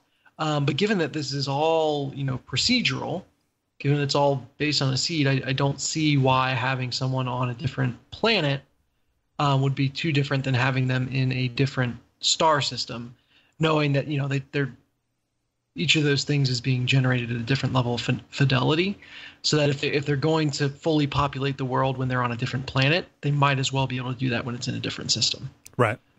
So yeah, haven't tested that yet, but I'm guessing it would allow you to play really across the galaxy together. Yeah. The other thing it made me realize that was sorely missing from No Man's Sky, and it's the reason the game is a wallpaper generator, right? Is just having someone else to witness the cool, crazy shit that you run across in the game. Okay. Huh. It's almost like an infinite universe is depressing if you're the only one in it. Yeah. Funny that. But VG Robot joined me in game, and we played together on a couple different, yeah, a couple different occasions. And the first one was, I'd gone to a snow planet. He was there. We were searching for a certain mineral, and I came across this like bipedal bear with antlers, but super large, like 2-story tall kind of creature. Thank God it was not hostile, because that would have been a pants wetting moment right there. Yeah. But I found a couple of them just wondering. I was like, Goldilocks and 3 antler bears roaming around the landscape. And I was like, "Oh, dude, have you found any antler bears yet?" He's like, "What? No, what did you?" "Oh God, I just saw the antler bears." And just that moment of connection and seeing something weird and out there together, nice, was a ton of fun. And there was another moment where he had accidentally discarded a quest item, and was part of being able to craft it is doing something with the quest item. So he'd kind of screwed himself, but he was able to jump into my universe and basically the way he described it was, borrow a cup of sugar, essentially, galactically. I was able to craft it for him, hand it over, and he was back on his way. Right. So it just these minor conveniences and cool little moments abound in multiplayer. Yeah. But that's just the first of the changes. Probably one of the bigger ones. With that, you have third-person camera, which is really a great way to play. I like first person on the planet, third person in the starship. Right. Or if I kind of get into a pickle in the planet and I need to be able to see a little better to get out of a cave or what have you, that works really well. And with that, you can customize your avatar, which to this point in the game, I don't know if you've ever been able to see what you look like. But you're allowed to play now as any one of the races that you encounter in the game, plus a base race that is called the anomaly race, which is kind of funny. So are you now playing as an antler bear? No, I wish. What any of the main races? You have the Korvax with their own language, where you learn that Korvax is Korvax for Korvax. Yep, I've had my Korvax moment. That's probably a unit of measurement is time to Korvax in the game. Oh yeah, TTC. Yeah. But so with that third person perspective comes a ton of new visuals to make space, so the space between planets, more interesting. Yep. You now have ringed planets, so certain planets will just have rings around them, and those are beautiful. And that was, I think, one of the main qualms in the initial Firestorm was they had shown ringed planets in the trailer, and then there weren't in the game. So, hey, you got your rings. Fucking really jackals. Yeah. It's worthwhile to be annoyed at what was delivered versus what was promised, but like ringed planets versus not. Come on, man.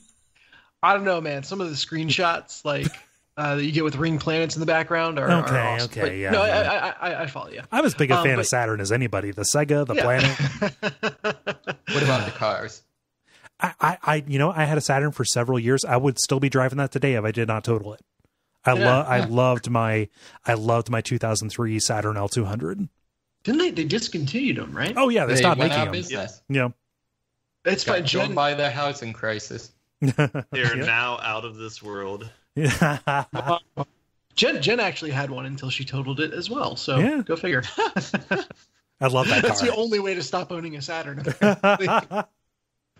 But there's also a lot of new textures, going back to No Man's Sky, a lot of new textures on the worlds. Yeah. And a lot more variety to specifically to ships and NPCs and buildings. So hey, everything. Here's my question. Do they have multi-biome worlds?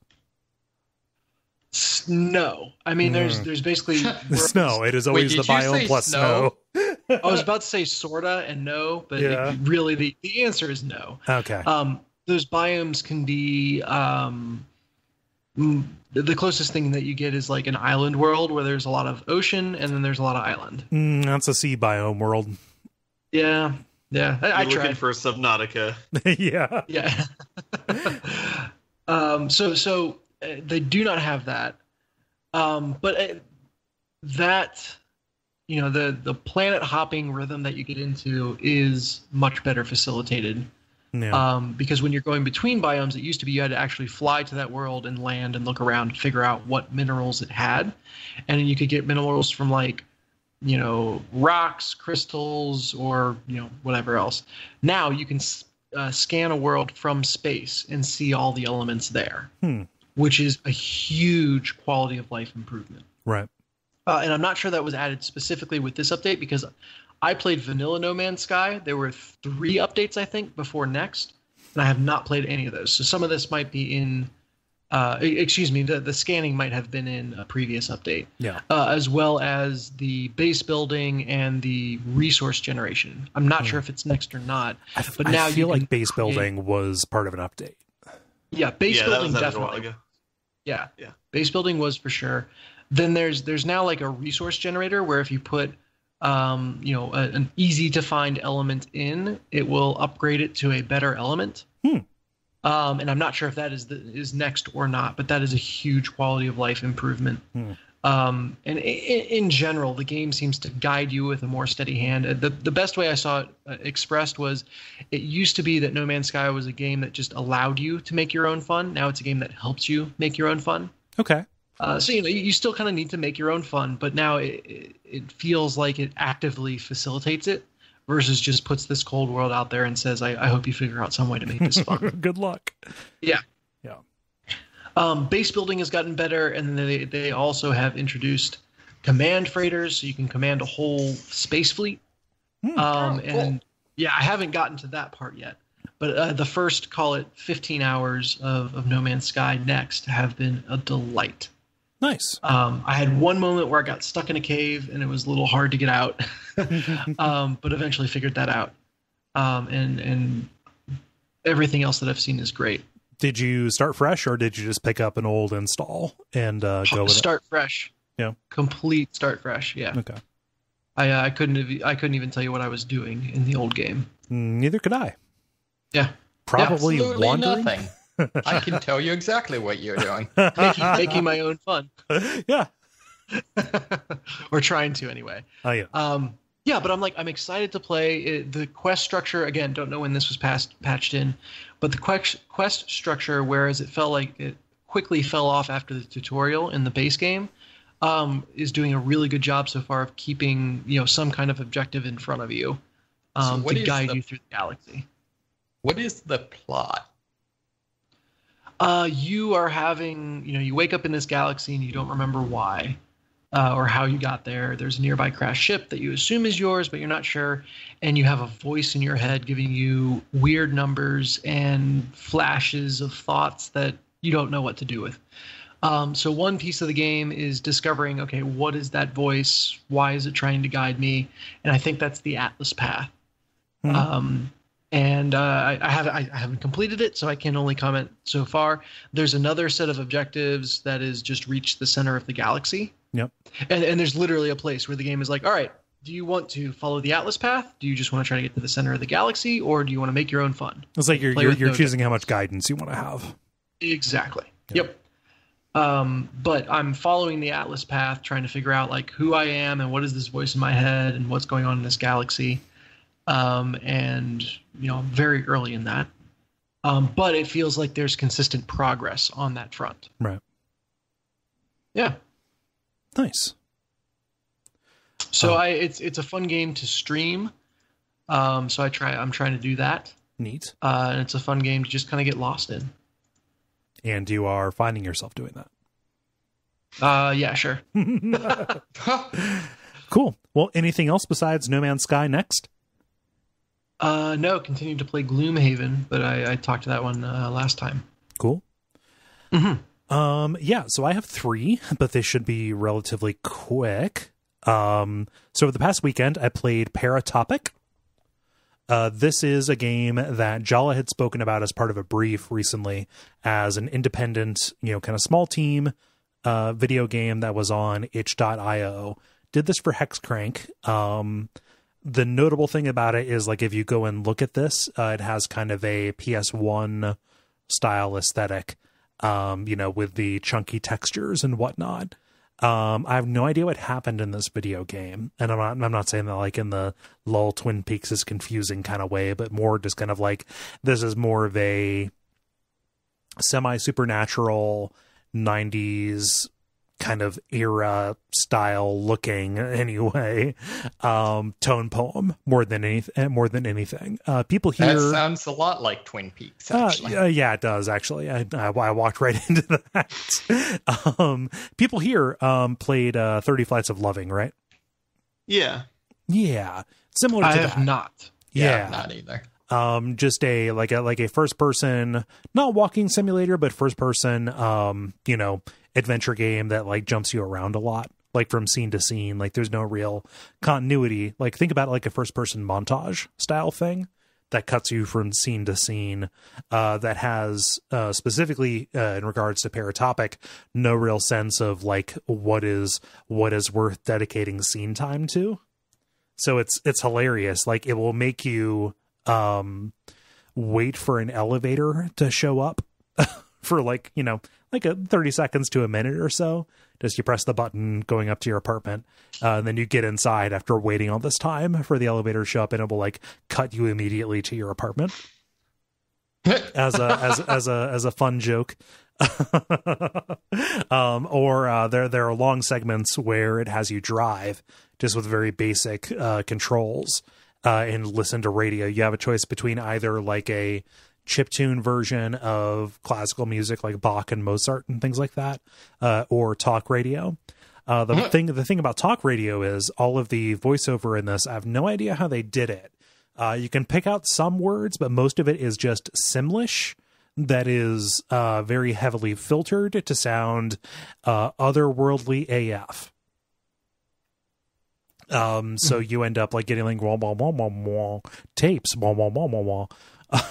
Things like that. And yeah, it's super neat. Like it is very let's say aesthetically piquant, if that makes any sense. Like it puts its foot forward just Sure. with the tone and look and sound that it wants. I can't really say exactly what happens, not out of consideration for spoilers, but more out of just like, yeah, like stuff is presented out of order. I would have to go back and play it. Like the idea is like it opens up with you being interrogated by a police person. You've been caught smuggling videotapes. And these videotapes have a stronger importance than just, than what we would ascribe to them. It's almost like nutritive. It's almost like it captures certain truths that people are unable to see. And it goes for about 50 minutes after that. So how the game is like an hour total? Yeah. Okay. Huh. It's neat. It's nifty. I want to get it soundtrack. I need to go and up my itch payment to download that and throw it into my mix. But you'd have to contact a smuggler. maybe. Nah. We're outside of that world. Thankfully, there's some real fucked up stuff that happens pretty deep into it. But yeah, Paratopic. Cool. Any questions about that? How much is it? $6. That seems reasonable. Yeah. No, I'm happy. Like these people seem to know what they're doing, audio visually at least. Yeah. Yeah. No egrets. Let's say. Yeah. None of them. Other than that, I've been playing more Nier Automata. I'm very close to the end of Route A, getting the first ending, which means I'm like 1/4 to 1/3 of the way through the game, because endings just mean you see credits and then go to the rest of the story. That's kind of weird. Yeah. It's still super fun. I'm still like enjoying the combat and still finding myself really becoming endeared to these characters and things. There are structural things that are popping up from the original Nier that are kind of bumming me out just a skosh a little bit, specifically the size of the world. So in the original Nier, it's kind of a problem that there are only 5 locations and they're all pretty close to each other, and you end up going back and forth between them. And that ends up happening here as well. The individual areas are far more, I think, like complex and diverse than they are in the original Nier. Like there are a lot fewer just this is an open field with some exits, or here is a hallway with some exits that you end up running into. But you very quickly, and I mean like within the first 10 hours or so, it appears, end up seeing a lot of the stuff that the game has to show you, at least geographically. That isn't to say though, like that the stuff that they show you is not worth it. There's a moment early on, like the 3rd or so area that you end up going to is something that made my jaw drop for how just kind of like audacious it was. And even like as I near and pass the kind of climax of the first act of the game, I'm still seeing stuff that is like, whoa, that is really cool. Even if it is not an entirely original idea, they are expressing it so clearly and with such vision that it is hard to like hold it against that. Yeah, for sure. Yeah. So I'm excited to get to the other kind of paths, because I understand that things change with how you play and with how you interact with the world. I have still been largely unspoiled by this. I know that like the different paths change the character that you play as. And that is cool. Like I'm looking forward to that. Not that I hold anything against 2B, but I just want to see this from different perspectives.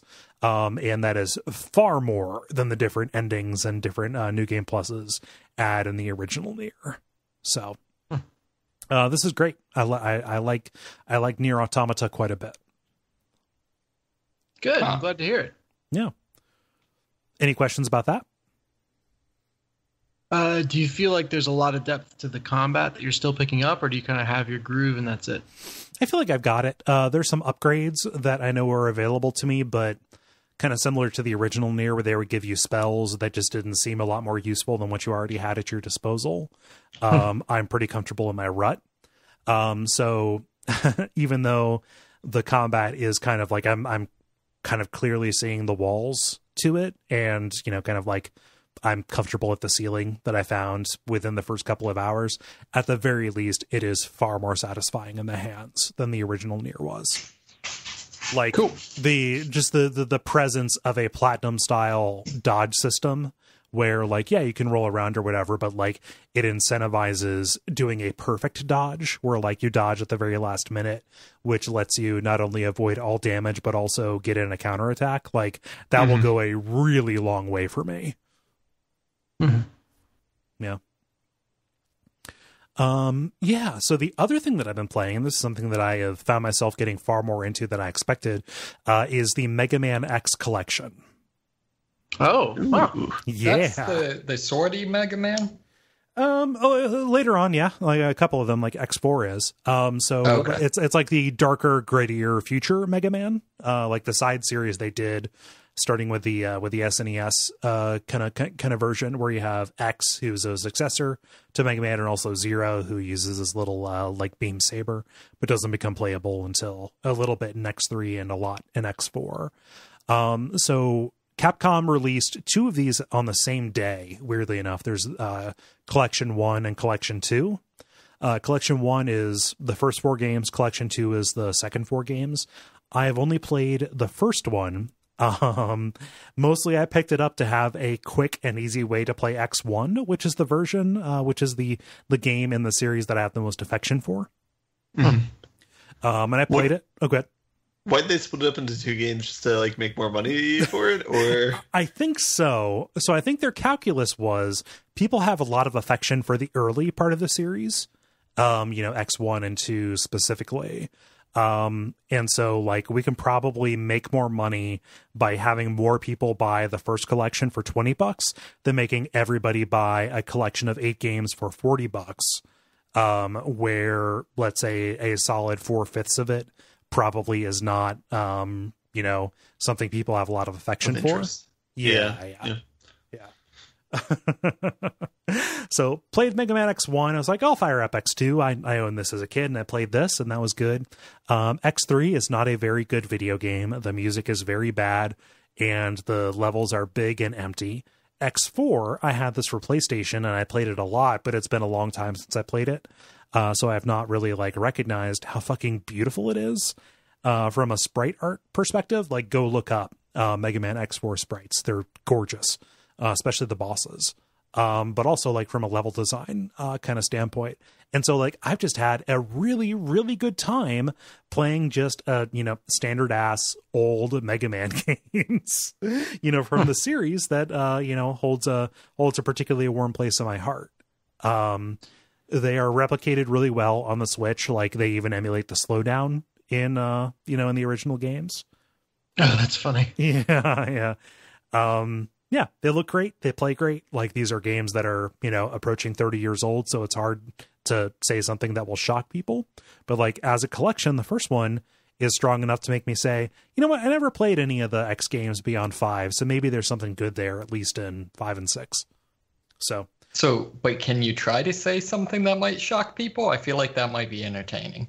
I don't know. It doesn't even have to be about Mega Man. Yeah. I don't know. I'm so mild and amiable that even like opinions that I feel that are on the fringe, I feel really bad about, kind of like putting forward because I don't want to make somebody uncomfortable, So, so yeah, I have to suffice with disappointing people. But fuck yeah, like playing these I'm like playing these in bed on my Switch as I go to bed. Like it is perfect like comfort food. If you don't want to have to deal with just a shitload of dialogue or story, like I just want to kill some robots that look like animals, Hell yeah. So yeah. Any questions about those? I guess what I'm curious about, the Mega Man games are kind of really big in the speed running space. And I'm curious, kind of as you go back to some of your old favorites, do you find that it compresses really, really well? Like, do you kind of get them through them much quicker than you used to? It does, yeah, but I think that goes more down to muscle memory. Like, I have played through specifically Mega Man X1 and Mega Man X4 so many times that, like, it is impossible. Not impossible. It is very difficult for me not to, like, optimize my route through them. Like I know what's coming and I know how to get around potential roadblocks and potholes, right? I wouldn't say that I'm particularly fast at them. Like when I get stuck and I look up a quick YouTube to figure like, oh yeah, I want a way around this. Like I see people move much faster, with more alacrity than I tend to. So I'm not particularly quick, but I do feel, a lot more comfortable in these games just because it is well-worn territory for me, and that is fine. It's fine. Cool. Yeah. Something about this though, and I'll just own this because, there are potential areas where this might be seen as either, an admission of weakness or what have you. It includes something that I really appreciate, which is the addition of something called Rookie Hunter mode. So when you access the system menu, you can turn on Rookie Hunter mode, which is kind of an override that makes the game easier, not from a platforming perspective, but from a you take less damage and you deal more damage kind of sense. Oh, I thought you were going to be able to like invade in Dark Souls style and hunt rookies. Nah, no. Mega Man X and Zero are both Maverick hunters, so they're like searching for rogue androids is what they're doing. No, I follow. Yeah. My version's cooler. It is a lot cooler. I do like that. PvP Mega Man. Specifically where this comes in handy is like at the very end of each of these games where you're fighting the final bosses that are just damage sponges that deal, Sigma, the main enemy of these, hits you with his light beam or whatever. Yeah. Okay. That'll take away a third to a quarter of your damage. That's no good, right? Like, one of these games being easier doesn't necessarily make it less fun for me. Like, I kind of like, if I've already gotten to the end, I don't want to like bang my head against somebody who will kill me in a couple of shots. So like, make a couple of runs at that and say like, I am ready to be done with Mega Man X3 because why wouldn't you be? You turn that on and then you go in, you're still doing all the stuff. You're still dodging the attacks and what have you, but it gives you enough of an edge that you can, get around the parts of this that are bullshit, and you can turn it off and on, whenever you want. So like this old school hard kind of game gives you the ability to just say like, yeah, this is too much of a wall. I just want to get past this. And then you go. The easy button I was talking about earlier. Kind of, yeah. So that's actually one of the things I was wondering, because you mentioned you had played through the series several times, and my understanding was, doesn't the Mega Man series tend towards, Nintendo hard type stuff? Yeah, a bit. It tends to, but it is really inconsistent within a game. So like, okay. The Mega Man structure, there are stages that are themed around bosses. There are certain stages that are super easy, that are paired with bosses that are really hard. Or there are, really hard stages that have easy bosses, et cetera, et cetera. This gives you the ability to kind of even that out if you wish. Right. And it doesn't necessarily like make something like, a really difficult platforming challenge, which I think are the really interesting parts of this. A lot easier, but it will give you an advantage, as you're approaching it. So like if something hits you, you're just not like nickel and diming, because part of every Mega Man stage rhythm is like the level itself is kind of meant to drain you down for all your resources. So when you finally hit the boss, you are not able to hit it with your full, with all the wood behind your arrow. Right. Sure. But yeah, Mega Man X Collection 1, and I will probably have Mega Man X Collection 2 to talk about sometime soon. So I can talk about this series that I love going off the fucking rails. Oh, man. But yeah, that's everything. I feel like I've been a busy boy. Mm-hmm. Yeah. Cool. Well, how do you all feel about buttoning it up? Let's do it. All right. So thank you, everybody, for listening to level number 251. We really appreciate it. Want to let everybody know that, like every year, I'm going to be at the Portland Retro Games Expo in October. There we go. In October of 2018 here coming up. This is going to be a good year to go to because we have the confirmed presence of Greer's coming up, and we're going to be ready to announce the topic of our panel. We're going to be doing a live show. We're going to have a table set up just like always. I would love to see you.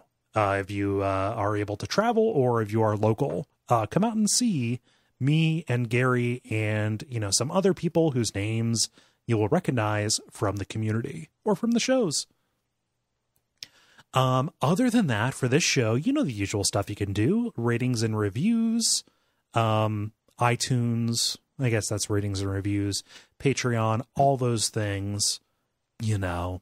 Ritual sacrifice. Yes. Yeah. You know, to appease us. Other than that, tell your friends, etc., and all of that. Ben has been texting us in our secret channel here about the dog barking in the background, which is what you just heard. He has been trying to definitely mute us. We started with background noise and we ended with background noise. That's right. Let that dog bark. Let them be a good boy or girl. So yeah, let's finish that up so Ben doesn't have to be self-conscious about the barking. I've been Kole Ross at Kole Ross on Twitter. I've been Dennis Furia at GreenLaser73 on Twitch. I've been David Minesmith on Duckfeed. And I've been Ben Merkleby on Twitch. I've been Bork at Bork on Bork. And stick around for some titles.